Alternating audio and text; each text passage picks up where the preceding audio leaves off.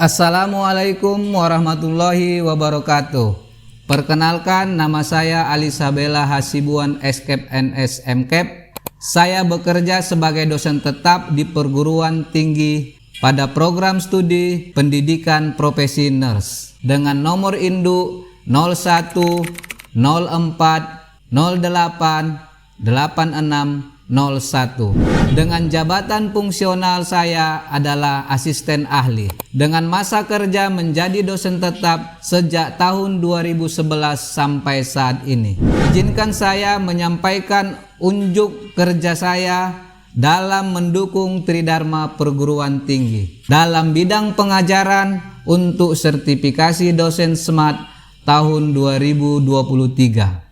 Adapun yang menjadi tujuan saya membuat video ini adalah untuk menyampaikan spesialisasi saya sebagai perawat dalam mendukung Tridharma Perguruan Tinggi. Adapun mata kuliah yang saya ampuh adalah kodifikasi terkait sistem pencernaan dan sistem endokrin dengan kode mata kuliah RMIK 203 yang berada pada semester genap tahun ajaran 2022 sampai 2023. Adapun yang menjadi bobot SKS pada mata kuliah ini adalah 3 SKS, 2 SKS teori, dan 1 SKS praktek.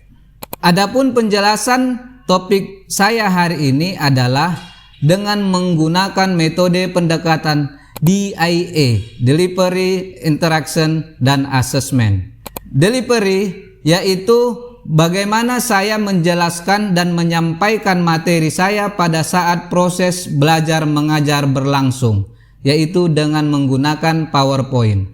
Interaksi adalah interaksi saya ketika saya menjalin interaksi pada saat proses belajar mengajar pada peserta didik saya.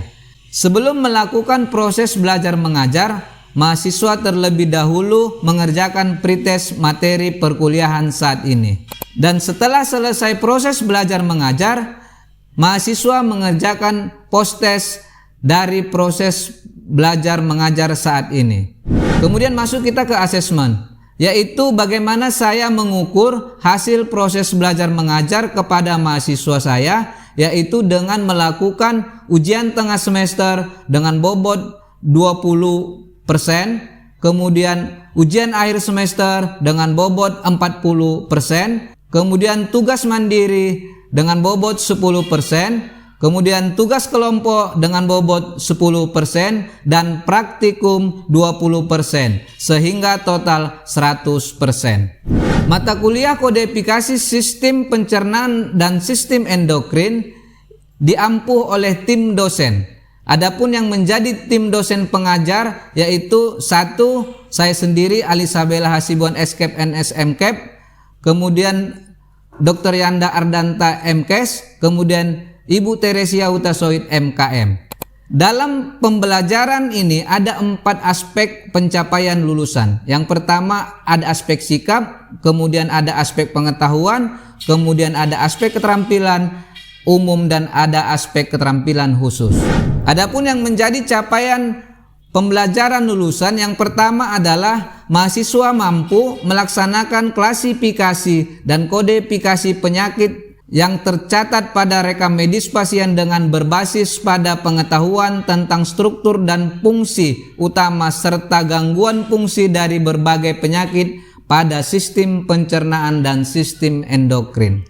Kemudian mahasiswa mampu menunjukkan sikap tanggung jawab atas pekerjaannya di bidang keahliannya secara mandiri. Kemudian mahasiswa mampu melaksanakan praktek rekam medis dan informasi kesehatan dengan prinsip etis dan peka budaya sesuai dengan kode etik perekam medis dan informasi kesehatan. Kemudian mahasiswa mampu menyelesaikan pekerjaan berlingkup luas dan menganalisis data dengan beragam metode yang sesuai, baik yang belum maupun yang sudah baku. Kemudian mahasiswa mampu menunjukkan kinerja bermutu dan terukur. Kemudian mahasiswa mampu melaksanakan sistem klasifikasi klinis dan kodifikasi penyakit yang berkaitan dengan kesehatan dan tindakan medis. sesuai dengan terminologi medis mengacu pada sistem klasifikasi internasional menggunakan cara manual dan elektronik. Kemudian mahasiswa mampu melaksanakan evaluasi kelengkapan isi, diagnosis, dan tindakan dengan metode kuantitatif menghasilkan ketepatan pengkodean sesuai dengan sistem klasifikasi internasional yang berlaku. Adapun yang menjadi CPMK atau capaian pembelajaran mata kuliah ini, yang pertama adalah menjelaskan struktur dan sistem pencernaan. Kedua, menjelaskan gangguan fungsi dari berbagai penyakit pada tubuh manusia beserta istilah medis dan tindakan yang terkait meliputi sistem fungsi dasar tubuh, sistem pencernaan. Kemudian yang ketiga, mengklasifikasikan terminologi medis, yaitu konsep dasar pembentukan istilah medis pada sistem pencernaan. Kemudian yang keempat, menggunakan aturan dan tata cara kode penyakit dan tindakan pada sistem pencernaan. Yang kelima, menjelaskan struktur dan sistem endokrin. Yang keenam, menjelaskan gangguan fungsi dari berbagai penyakit pada sistem tubuh manusia beserta istilah medis dan tindakan yang terkait meliputi sistem fungsi dasar tubuh, sistem endokrin. Kemudian yang ketujuh, mengklasifikasikan terminologi medis, konsep dasar pembentukan istilah medis pada sistem endokrin. Yang kedelapan, menggunakan aturan dan tata cara kodifikasi dan tindakan pada sistem endokrin. Yang kesembilan, mahasiswa mampu menunjukkan anatomi sistem pencernaan. Yang kesepuluh, mahasiswa mampu mempraktekkan pembuatan patofisiologi penyakit dari sistem pencernaan. Yang kesebelas, mahasiswa mampu mempraktekkan cara pembuatan istilah terminologi medis mulai dari suffix, prefix, dan root. Kemudian yang ke-12, mahasiswa mampu mempraktekkan pengkodingan penyakit sistem pencernaan berdasarkan ICD-10. Yang ke-13, mahasiswa mampu menunjukkan anatomi fisiologi sistem endokrin. Yang ke-14, mahasiswa mampu mempraktekkan pembuatan patofisiologi penyakit pada penyakit sistem endokrin dalam bentuk pathway. Yang ke-15, mahasiswa mampu mempraktekkan penegakan diagnosa penyakit berdasarkan istilah terminologi medis pada sistem endokrin. Yang ke-16, mahasiswa mampu mempraktekkan aturan dan tata cara kodifikasi dan tindakan pada sistem endokrin. Adapun yang menjadi deskripsi bahan kajian dan pokok bahasan pada mata kuliah ini adalah mata kuliah ini diselenggarakan secara blok yang mengintegrasikan aspek anatomi, fisiologi, patofisiologi, terminologi medis, serta klasifikasi kodifikasi penyakit dan tindakan medis, meliputi sistem pencernaan dan sistem endokrin sebagai dasar untuk mencapai kompetensi clinical coder. Untuk mencapai kemampuan tersebut, mahasiswa akan diberikan topik-topik yang akan dibahas selama 14 kali pertemuan. Adapun yang menjadi bahan kajian atau materi pembelajaran, yang pertama ada anatomi fisiologi sistem pencernaan mulai dari mulut, esofagus, lambung, usus halus, usus besar, rektum, dan anus. Yang kedua, patofisiologi penyakit sistem pencernaan, yaitu penyakit rongga mulut, penyakit esofagus, penyakit lambung, penyakit usus halus, penyakit usus buntu, dan hernia. Yang ketiga, terminologi medis, konsep dasar pembentukan istilah medis pada sistem pencernaan. Yang keempat, aturan dan tata cara kodifikasi penyakit dan tindakan pada sistem pencernaan, rongga mulut, penyakit esofagus, lambung, usus halus, penyakit usus buntu, hernia. Yang kelima, anatomi fisiologi sistem endokrin, jenis dan lokasi endokrin, struktur kelenjar hipofisis dan hipotalamus, struktur kelenjar tiroid dan paratiroid, struktur kelenjar adrenal, struktur kelenjar pankreas. Yang keenam, patofisiologi penyakit sistem endokrin, gangguan fungsi kelenjar tiroid, diabetes mellitus, gangguan regulasi glukosa lainnya, gangguan sekresi pankreas, gangguan fungsi endokrin, patofisiologi penyakit sistem endokrin, malnutrisi, obesitas, dan hiperalimentasi, gangguan metabolik. Yang ketujuh, terminologi medis konsep dasar pembentukan istilah medis pada sistem endokrin. Yang kedelapan, aturan dan tata cara penggunaan ICD-9 dan ICD-10 terkait kodifikasi penyakit dan tindakan pada sistem endokrin. Adapun yang menjadi bahan pendukung pembelajaran ini ada buku referensi terkait mata kuliah, kemudian ada RPS, rencana pembelajaran semester, kemudian ada modul teori, kemudian ada modul praktek dan materi pengajaran. Metode pembelajaran ada di kelas, kemudian ada di laboratorium. Di kelas, pembelajaran dapat menggunakan metode seperti ceramah, diskusi, seminar, tutorial, dan penugasan. Sedangkan di laboratorium, pembelajaran ini dilaksanakan di laboratorium baik yang di kampus yang memungkinkan mahasiswa memperoleh pengalaman nyata, menguji coba pengetahuan dan keterampilan yang diperolehnya sebelumnya dengan cara simulasi. Proses pembelajaran di laboratorium dilaksanakan secara terstruktur maupun mandiri dengan kedekatan individual maupun kelompok. Metode pembelajaran ada dengan metode pembelajaran mini lecture, yaitu metode pembelajaran dengan ceramah dan tatap muka di dalam kelas, yaitu dosen menguraikan dan menjelaskan, kemudian membedakan, kemudian menentukan, kemudian menyampaikan, dan lain-lain tentang materi pertemuan kepada mahasiswa. Kemudian ada dengan discovery learning, yaitu metode pembelajaran yang difokuskan pada pemanfaatan informasi yang tersedia. Kemudian ada cooperative learning, yaitu pembelajaran dengan berkelompok yang dirancang oleh dosen untuk memecahkan suatu masalah. Yang kemudian ada namanya self-directing learning, yaitu proses pembelajaran yang dilakukan atas inisiatif individu mahasiswa itu sendiri. Dosen hanya bertindak sebagai fasilitator yang memberikan arahan dan bimbingan dan konfirmasi terhadap kemajuan belajar yang telah dilakukan individu mahasiswa tersebut. Kemudian yang terakhir ada dengan simulasi, yaitu melakukan demonstrasi atau mensimulasikan langsung di ruangan laboratorium.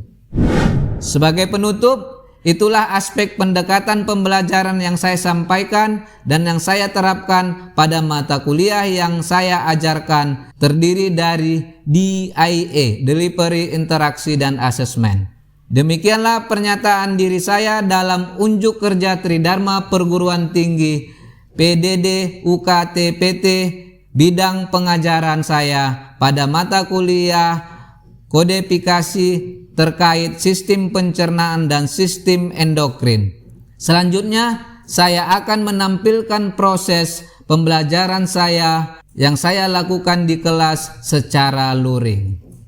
Selamat menyaksikan. Oke, baik, kita mulai perkuliahan kita hari ini, yaitu membahas tentang anatomi fisiologi sistem endokrin. Nah, kalau berbicara tentang sistem endokrin berarti kita tidak lupa berbicara tentang kelenjar tiroid atau sering disebut dengan kelenjar gondok. Nah, secara anatomi, di mana sebenarnya letak dari kelenjar tiroid ini atau kelenjar gondok? Jadi kita bisa perhatikan pada gambar ini, ya. Kelenjar tiroid itu terletak di mana? Terletak di leher pada bagian depan di sebelah bawah laring, terdiri dari dua lobus. Jadi ada dua kelenjar tiroid kita. Dia menghadap ke depan, ya. Kemudian dia menghasilkan hormon yang namanya T3 dan T4, ya. Kemudian menghasilkan hormon kalsitonin yang sifatnya ini berfungsi untuk menurunkan kadar kalsium dalam darah dengan cara mempercepat absorpsi kalsium oleh tulang. Nah, ini adalah 3 hormon yang dihasilkan oleh kelenjar tiroid. Kemudian ini kelenjar tiroid.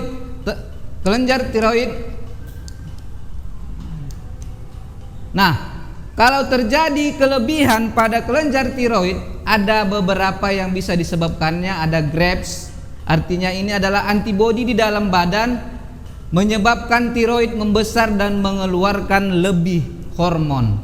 Ya, kemudian ada tiroiditis atau tiroid membengkak. Kemudian ada toxic needle goiter, ini artinya terlalu banyak iodin di dalam makanan, ya. Kemudian, nah ini secara anatominya, ya bisa kita perhatikan.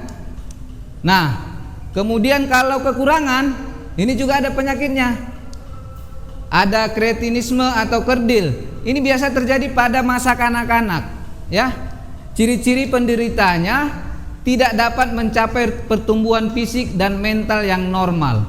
Ada myxedema, ya. Ini yang terjadi pada orang dewasa, ya. Cirinya ini metabolismenya rendah, ya. Kemudian setelah kelenjar tiroid tadi, kita berbicara lagi kelenjar paratiroid. Apa fungsi dari kelenjar paratiroid? Ini katanya terletak di dekat kelenjar gondok. Hormon yang dihasilkannya adalah paratiroid hormon dengan fungsi mempertahankan kadar kalsium dan fosfor dalam darah. Paham ya? Kemudian memiliki jumlah 4 buah, ya, terletak di belakang kelenjar tiroid. Apa fungsinya? Kelenjar paratiroid tadi mengatur metabolisme fosfor, mengatur kadar kalsium darah, ya. Nah, kemudian kalau berlebih juga tak baik. Nah, ini ada penyakitnya. Kalau kekurangan juga tak baik. Nah, ini juga ada penyakitnya. Ya, seperti kekejangan pada otot, ya. Nah, kemudian ada kelenjar adrenal yang terletak pada bagian atas ginjal, ya. Terletak pada atas bagian ginjal. Ini kalau kita perhatikan, ini adalah ginjal. Ini ginjal. Ginjal ada 2, terletak di atas adrenal ginjal, makanya disebut sering dengan anak ginjal, ya. Dia menghasilkan apa? Ya, menghasilkan kortison yang berfungsi mengatur metabolisme dan mengatur keseimbangan air dan garam. Sedangkan pada sumsum medula menghasilkan adrenalin atau epinefrin yang berfungsi mempengaruhi denyut jantung, mengatur otot-otot kandung kencing, juga mengatur kadar gula darah dengan cara mengubah glikogen menjadi glukosa. Paham? Kemudian ini lanjutan dari tadi. Nah, kalau berlebih ada penyakitnya juga ini. Jadi semua yang namanya ini kalau berlebih tak baik, kurang pun tak baik. Ini pun ada penyakitnya. Kemudian ada kelenjar pankreas. Kelenjar pankreas ini sangatlah penting di dalam sistem endokrin. Ya, kelenjar pankreas merupakan sekelompok sel yang terletak pada pankreas sehingga dikenal dengan pulau-pulau Langerhans. Ya, kelenjar pankreas menghasilkan hormon insulin dan glukagon. Ya, insulin mempermudah gerakan glukosa dari darah menuju sel-sel tubuh menembus membran sel. Ya. Kemudian kalau kekurangan ada yang disebabkannya. Kemudian ini yang terakhir dalam sistem endokrin ini ada namanya kelenjar kelamin. Ya. Nah, ada pada wanita, kemudian ada pada laki-laki, ya, di testis, ya. Oke, ada yang mau ditanyakan? Baik, silakan sebut nama, berdiri, yuk silakan. Pak, perkenalkan nama saya Elvina Sofia. Dari penjelasan Bapak tadi mengenai pankreas, itu kan di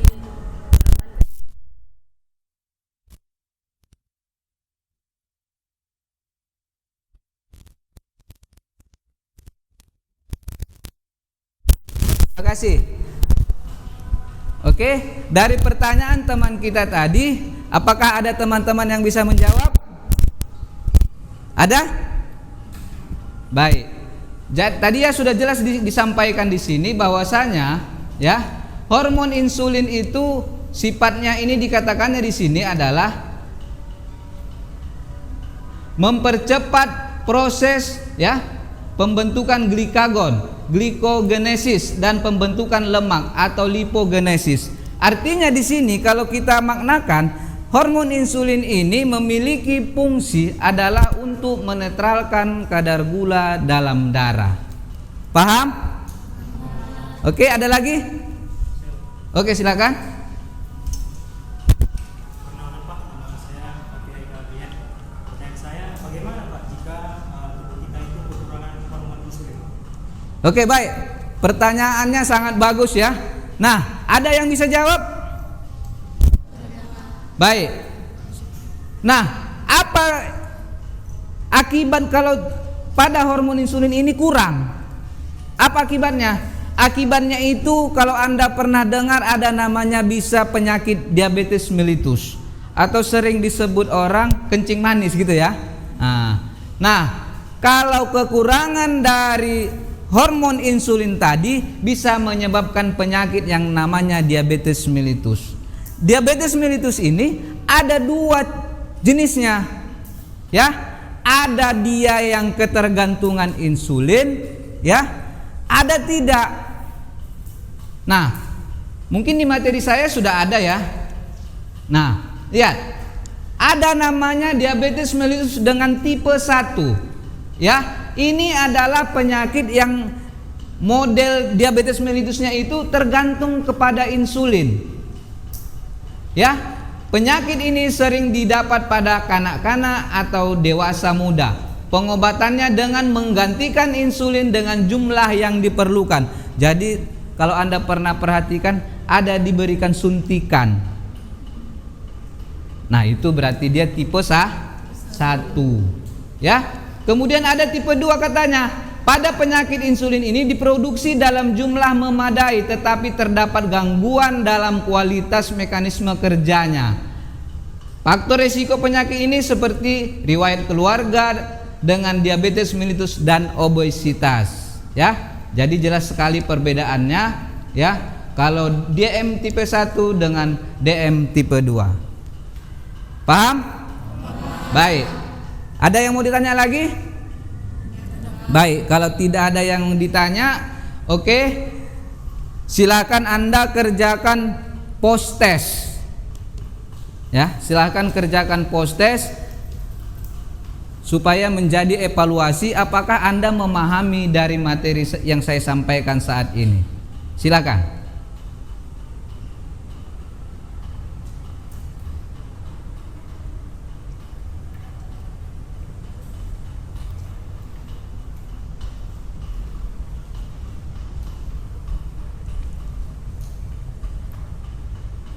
Oke, baik. Sudah? Sudah, baik. Terima kasih. Hari ini sampai di sini dulu pertemuan kita yang membahas tentang sistem endokrin. Kalaupun nanti ada yang kurang paham, untuk pertemuan selanjutnya boleh kita review kembali. Paham? Saya sudahi dengan Assalamualaikum warahmatullahi wabarakatuh. Selamat sore. Oke, baik. Hari ini kita akan mempraktekkan letak organ anatomi sistem endokrin, ya, sesuai mata kuliah yang sudah kita sampaikan di kelas, ya. Oke, silakan coba kelompok 1, silakan. Ini kelompok 1 semua ya. Yuk, silakan. Coba kamu tunjukkan di sini yang mana di sini kalau ini berbicara tentang apa? Yang mana di sini ada kan namanya kelenjar anak ginjal atau kelenjar adrenal. Yang mana di sini kelenjar adrenal? Di atas ginjal. Iya. Kemudian ada tadi katanya kelenjar pankreas. Coba kau susun ini, Bang. Ini ada organ, ini apanya? Di mana letak dari organ pankreas itu? Kau coba disampaikan, jangan diam saja, yuk. Coba, kira-kira. Kelompok lain jangan aneh, yuk silakan. Yang mana? Di bawah lambung. Di mana coba? Di mana? Di bawah lambung. Ini kalau ini misalkan lambung di bawah lambung ini. Di antara lambung ini ke usus besar. ya seperti ini ya. Di sini dia ya. Paham? Paham. Oke ya. Oke, terima kasih. Iya lah, oke. Makasih gitu aja. Praktek kita hari ini. Oke, terima kasih. Demikianlah praktek untuk letak organ anatomi sistem endokrin hari ini. Untuk selanjutnya kita akan ketemu di minggu depan. Terima kasih.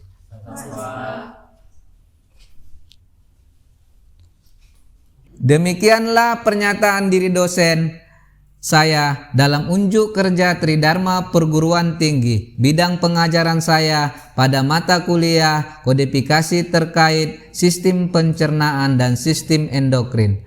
Akhir kata saya ucapkan terima kasih. Assalamualaikum warahmatullahi wabarakatuh.